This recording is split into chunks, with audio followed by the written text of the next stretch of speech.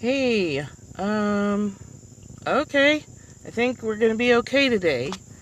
Looks like the people are able to join. Hey, Linda, I got your message. I couldn't respond. I completely lost signal. Hi, guys. Sorry about that. There I am. So, hey, Deborah. Hi. So, I completely lost signal or upload speed. It was the weirdest thing. So I live in a holler, an actual holler. Yeah, that's rural life, right? I'm going to turn the camera around. So this is the end of when I come out of the holler. I can't stop saying it weird. This is what I see. And I'm hooked into a really strong signal now. And there's property for sale if somebody wants to come live by me in rural Georgia where you can't get any internet. A holler is a valley. It's called we're in North Georgia. A lot of green, a lot of humid. So I'm in Ellijay, which is in the North Georgia mountains. Oh, I figured. No, you actually didn't spell it wrong. It's called a holler, even though it doesn't have anything to do with hollering. Oh, so car broadcasting. Whoops. You guys forgive me. It's been Coyote is a dogging me. We'll talk about that. Where in Texas are you? I'm from Fort Worth. So, yeah, so we're in the North Georgia mountains. We're at the end of the Appalachian Mountains in Blue Ridge. Oh, south of Houston. Okay, yeah. Yeah, that's hot. So you're probably more humid than we are, actually. We're actually not far from the Appalachian Trail. Ohio University in Athens in Appalachia. Yeah, car scoping. You guys, I love doing this so much. And I was like, I'm addicted now. I can't not do it. So I don't have a signal. It's about 10 minutes down here. Hi. I can't remember your name, but I know I've seen you before. So I drove down the road so I could pick up a signal. Actually, the signal's so good, I might come down here every day. Dennis, that's right. Oh, from the beach. Yeah, beach would be cool. We actually just got back from Florida, but we weren't able to go to the beach. We had twin toddlers with us that made life an adventure. And I don't know if you guys follow Native American medicine, but that's part of what I was trained in. And, yeah. So, so for me, coyote is not a power animal exactly, but a sign. And of a trickster. Coyote medicine is the trickster energy. It's where things go wrong and your plans get messed up and you don't have any internet. Yeah, so one of my trainer people was a Native American shaman. And her name was Kira Morgan. Her body is gone now, but I feel like I still hear her in spirit sometimes. My mom introduced me to her, and my daughter's named after her, actually. So she taught me a lot about medicine wheel animals and power animals and stuff. Yeah, so I don't see coyotes unless I'm about to enter a period of my life where things are glitchy. And I have a trimmer in my hand, guys, so I'm sorry if that's making it weird for you. So I saw a coyote on the way out. We left Thursday night in the middle of the night, and our night was horrible. And then we had lots of glitches and weird things in Florida. We still had I'm glad we went. We had a good time. The twins did great on the drive home. But just things, it's like things go wrong. You miss your bus or that kind of stuff happens, and you're challenged to draw on all your skills of staying connected and staying peaceful. So your frustration level goes up, and I talked about that yesterday. It's you still have to reach for your peace. But then coming home, I saw another coyote. I was like, darn, go away, coyote. But it won't. I just have to, I view it as a challenge now. I used to get upset when I knew a period of my life was coming where things weren't going to go very smoothly. It used to bother me. Now it's just okay, I got you, Jesus. I'm going to go through a little testing period. And then this morning the internet didn't work, and I was like, you little dog, you're still here. So anyway, thanks for coming back. I appreciate that a lot. So today we're reading from Holy Shift, a book by Robert Holden. And it's readings from A Course in Miracles. And I'm going to read through it every day to the end of the year. And then I'm just going to start the actual Course in Miracles workbook, because the book is here and there and it's kind of aggravating. And for those of you who follow every day, it's not really building on the material like it's helpful. In the most helpful way is what I'm trying to say. So today's question was, today's reading was, let me remember what my purpose is. That's kind of a big one. It's kind of a big thing to lay on people in one sentence. So I brought out the big book right here, this book. If you don't have this and you're interested in Course in Miracles, it's a worthwhile investment.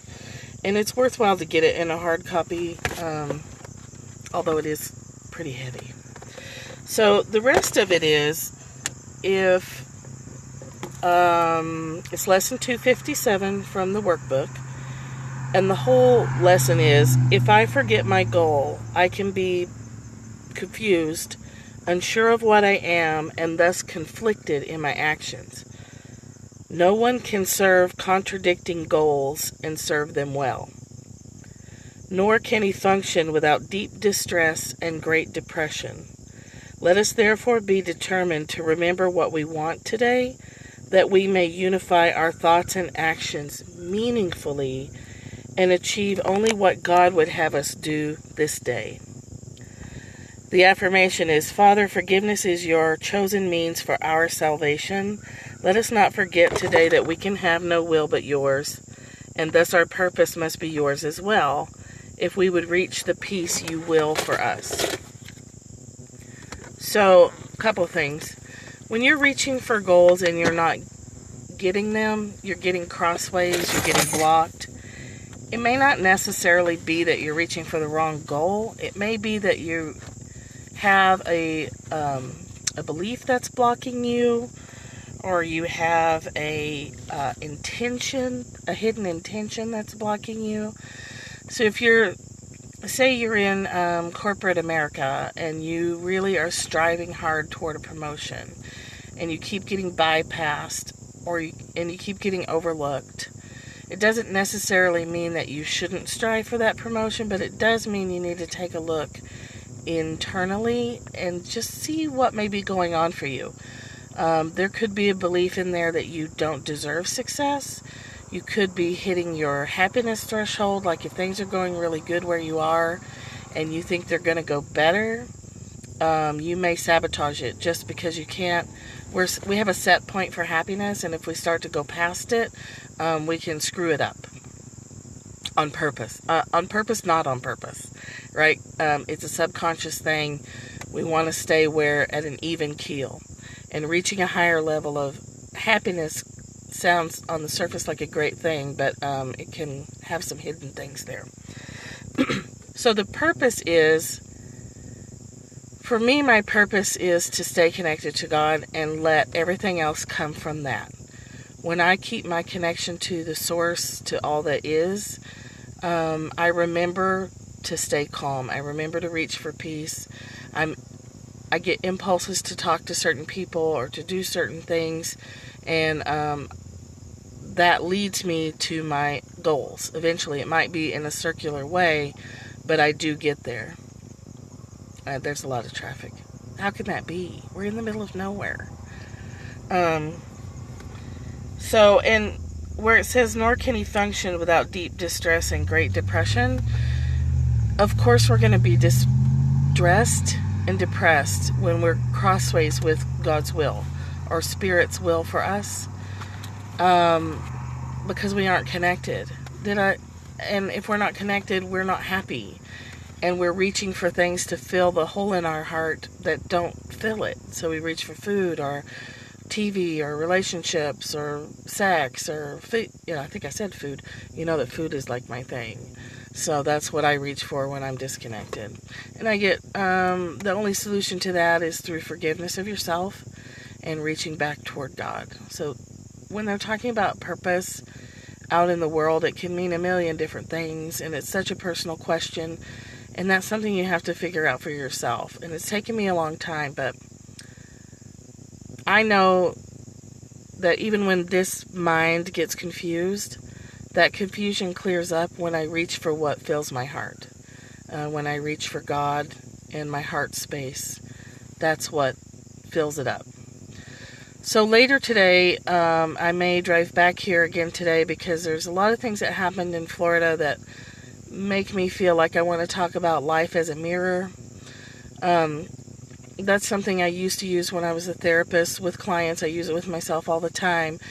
And a good way to get an assessment of where you're at in life is to look at your life as a mirror and to look at everything and every person, every situation as information for you, as a mirror reflecting back to you disowned parts of yourself, rejected parts of yourself that are possibly need to be integrated or do need to be integrated so that you can feel whole and completely present. Last night, Sarah Ballard, she's at Thrive with Sarah.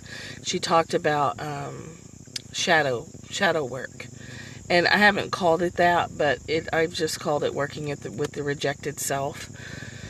So I'll be on later today doing that. Also, it's Monday, so we do oil and a mood shifting tool. So I may combine those things because there are some oils that help you open up spiritually and have compassion for the parts of yourself. Okay, well, we'll talk about it. We'll talk about it today. So I need to go. I'm in the sun, and it's cold up in where I am because it's so shaded, and it's really hot right here. So I think I'm going to go put some notes together and check my internet signal. And if it's not back up, I'll probably be back within the hour. And if you're at working or whatever, Linda, just you guys can catch the replay. But I do want to talk about what happens when you reject parts of yourself and create a shadow self. So just be thinking on that. So how that happens, I'll just leave you with this. It does go with today's readings because that's where we can get contradicted. When someone says, say as a woman, you're supposed to be married and have children. And maybe you're a woman that doesn't want to be married and have children. So you go against your cultural norms and you get a lot of disapproval for that. Because marriage and children isn't for everyone. I love being married. I loved having my daughter. I would have had another one, but that wasn't in the cards, but that's okay. And I enjoyed that, but that's not for everybody. Some women have no interest in that. But our culture says you're a bad woman if you don't want to be a mom or if you don't want to be a wife. And even though we're in the middle, 2015, that perception is still there. So if it matters to you to follow your family's instructions and your culture's instructions and you go against it, then you reject parts of yourself. You almost splinter yourself. So you either force yourself to get married and have kids, and so you've splintered off the part of you that really wanted a career. So that part is hidden now and rejected, and when you think about having a career, you push it away. But it doesn't go away. It pops out. It makes you unhappy in your life choice because it wasn't the right life choice for you. So it becomes like this shadow that's always with you, always wanting, always craving what you were here to do that you have chosen not to. So that's what a shadow self is. It's an accumulation of all the parts that we say to ourselves are wrong. When we make ourselves wrong, another little part of us goes into that shadow zone. When we judge ourselves harshly, when we make a mistake and can't forgive ourselves, we push all that into this shadow that's always there. Like you can't escape your shadow, right? That's why it's called that. It's always there with you. And when you shine a light on an object, you see the shadow. So when you start practicing spirituality and deep love and connection with your heart, what are you doing? You're shining light on yourself.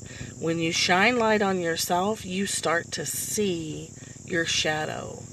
And when you see it, it can be scary. And that's part of what Sarah was talking about last night. This is my interpretation of it. When you love brings up everything like itself. So it's like pouring water in, it's like disturbing a pond.